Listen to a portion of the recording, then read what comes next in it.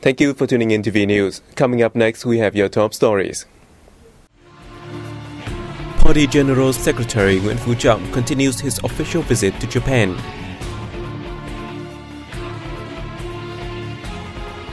Prime Minister Nguyễn Tấn Dũng attends groundbreaking ceremony for the Sept Vietnam-Singapore Industrial Park.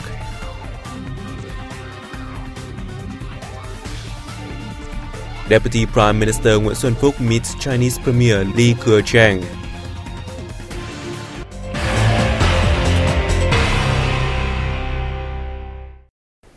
As part of his official visit to Japan, Vietnamese Party General Secretary Nguyễn Phú Trọng met Japanese Emperor Akihito at the Imperial Palace in Tokyo on September 16th. Emperor Akihito affirmed the royal family's strong support for the development of cooperation between Vietnam and Japan. The Vietnamese party chief highly valued the close-knit sentiment of the Japanese emperor and the royal family for Vietnam and the friendship and cooperation between the two countries. He highlighted the long-standing relations, cultural similarities, and common interests of the two countries, confirming the Vietnamese party and state regard Japan as a leading and long-term partner. Earlier on the same day, General Secretary Trọng received President of the International Friendship Exchange Council, Ken Masuzawa. He urged the Council to arrange more activities to increase people-to-people exchanges and embrace links between businesses and localities. Masuzawa pledged to spare no efforts to propel Vietnam-Japan relations forward for the sake of the two peoples and contribute to promoting the development of Vietnam-Japan relations. While receiving President of the Japan External Trade Organization Ishige Hiroyuki, the party leader called on Japanese investors to increase cooperation with Vietnamese partners in industry, agriculture, and high-tech realms. The same day, Politburo member and head of the Communist Party of Vietnam Central Committee's Commission for Organization To Huy Rứa met with Hiroshi Rino, General Manager of Japanese Credit Suisse Limited Company in Tokyo. The Vietnamese official said the country will create conditions for foreign enterprises, including Credit Suisse, to pour investments in the country, while collaborating with businesses to address difficulties for more efficient cooperation. Hiroshi Rino pledged to enhance the company's effectiveness and seek solutions to speed up projects in Hanoi and Ho Chi Minh City. He stressed that Credit Suisse will prioritize training Vietnamese staff to draw more customers in the Southeast Asian nation.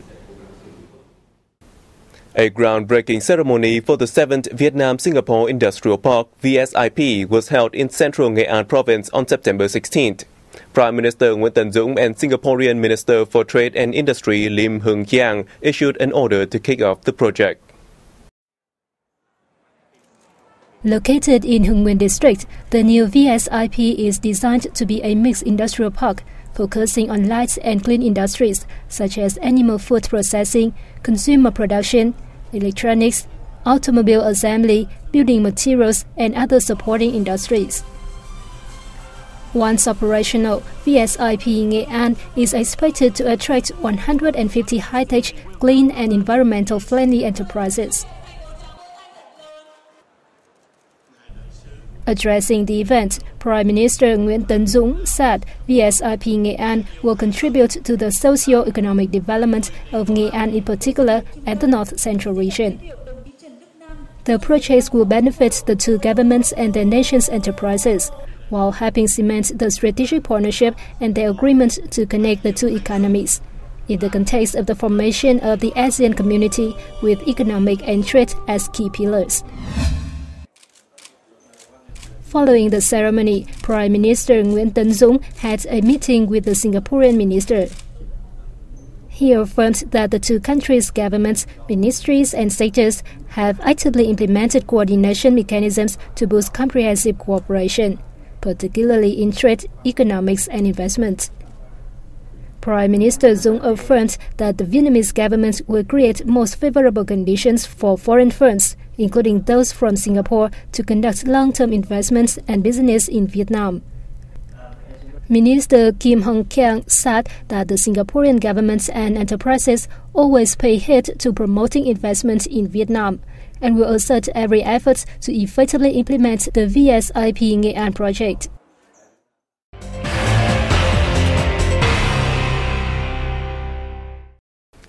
Continuing his official visit to China, Vietnamese Deputy Prime Minister Nguyễn Xuân Phúc met Chinese Premier Li Keqiang in Beijing on September 16th. More details coming up next. At the meeting, Deputy Prime Minister Phúc stated that Vietnam pursues a foreign policy of peace, independence, self-control, multilateralization and diversification, and always treasures the comprehensive strategic cooperation partnership with China. He urged the Premier to instruct Chinese ministries, agencies and localities to effectively implement the signed agreements and common perceptions reached between senior leaders, while accelerating mutually beneficiary cooperation projects. The Deputy Prime Minister suggested both sides should enhance exchanges and economic collaborations at border area, efficiently control disagreements at sea, not taking any actions that further complicate disputes, and working together to maintain peace and stability in the East Sea. For his part, Li Keqiang expressed his wish to maintain high-ranking exchanges between the two countries, adding that China stands ready to, together with Vietnam, settling disputes and fostering the practical multifaceted collaborations, thus contributing to the peace, stability and prosperity in the region. Earlier the same day, Phúc met with Wang Qishan, Secretary of the Chinese Communist Party's Central Commission for Discipline and Inspection, during which the two sides shared experience in the party's inspection as well as in the fight against crimes and corruption. One day before, Deputy Prime Minister Phúc held talks with his Chinese counterpart, Chiang Kai-li. Deputy Prime Minister Phúc suggested the Chinese government support its businesses by increasing imports of Vietnamese agroforestry and aquatic products and expanding investments in Vietnam.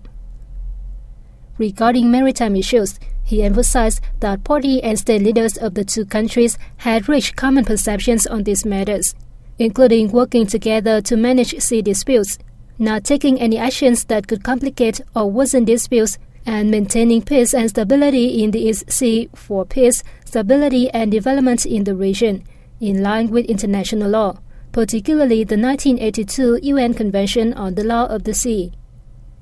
Vice Premier Chiang hoped that the two nations will retain high-level contacts and strategic dialogues, reinforce political trust, and expand people-to-people exchanges. After the talks, the two leaders witnessed the signing of several cooperation documents. The permanent mission of Vietnam to the United Nations and international organizations hosted a ceremony in Geneva, Switzerland on September 15th to celebrate the country's 70th National Day and inaugurated its headquarters. Deputy Prime Minister Vũ Văn Ninh attended the event. Also present at the ceremony were the General Director of the United Nations Office in Geneva, the General Secretary of the Inter-Parliamentary Union, and many foreign diplomats. Speaking at the event, Deputy Prime Minister Ninh highlighted Vietnam's achievements in national construction and development amidst rapid changes in the world. He emphasized that these achievements are the results of sacrifices and efforts made by the Vietnamese people under the sound leadership of the Communist Party of Vietnam. Deputy Prime Minister Ninh appreciated the precious support, assistance and cooperation from countries, friends and people around the world. He wished overseas Vietnamese in Switzerland reap greater successes and hoped they would integrate well into the local community and preserve their national identity. Vietnam is willing to share experience, provide research documents, and send experts to exchange views on financial issues with Cuba. Vietnamese Minister of Finance Đinh Tiến Dũng made the statement during a meeting with his Cuban counterpart, Olina Pedraza Rodriguez, in Hanoi on September 16th. Minister Dũng briefed his guests on the achievements Vietnam's financial sector has reaped in recent years, the focus of economic reforms and financial strategy orientations through 2020. He also mentioned the need to improve the national economy's competitiveness and investment environment. For her part, Rodriguez said Cuba is gradually removing obstacles to economic development and prioritizing foreign investment attraction with a set target of drawing $6 billion a year. On this occasion, the two sides signed a memorandum of understanding on cooperation during the 2016-2020 period.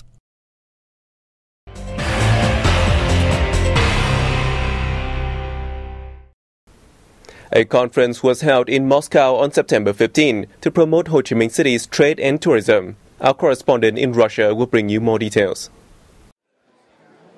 Speaking at the conference, Ambassador to Russia Nguyễn Thanh Sơn affirmed that Vietnam and its southern hub of Ho Chi Minh City consider Russia as a friend and a reliable comprehensive strategic partner.